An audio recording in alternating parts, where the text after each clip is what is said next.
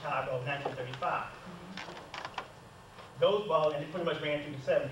Those balls, okay. The Hamilton Lodge balls were in New York, starting from 1926. Actually, they were going on before 1926. 1926 is the year they started getting heavy drag presents. That's when the drag queens started taking the show over. Everybody came to see them. You had a question? No. Oh, okay, you didn't. So by that, and it was thrown by, it was sponsored by a fraternal order called the Fraternal Order of Odd Fellows. After the ball started getting a reputation for having a lot of drag queens or whatever, the newspaper started making fun of them and calling them the extremely odd fellows, or just like playing on their name. These balls went on to 1939 until once again, when New York was going to have their World's Fair, the mayor closed them down, felt like it was an eyesore to, they became very, very popular. A drag queen by the name of Bonnie Clark would have been the first African American to win the grand prize at the Hamilton Lodge Ball. But then when they closed the balls down in 1939, they were also one because of the World's Fair, clean up the city, and also two, they were trying to protect all the servicemen coming back and forth and going to their war assignments.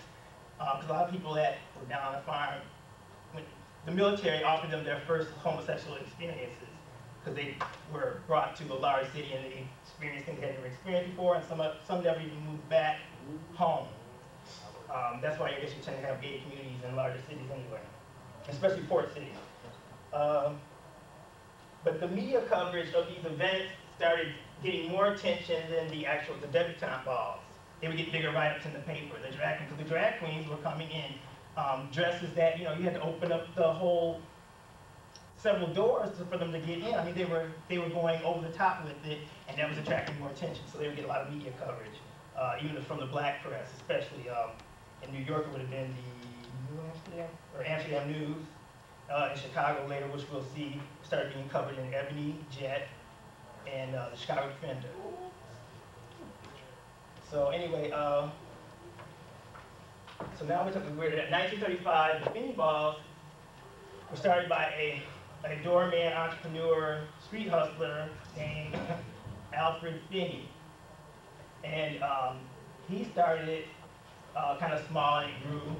And these functions went on through the 70s. Even after he died like in the 40s in a night fight or something like that, gambling brawl.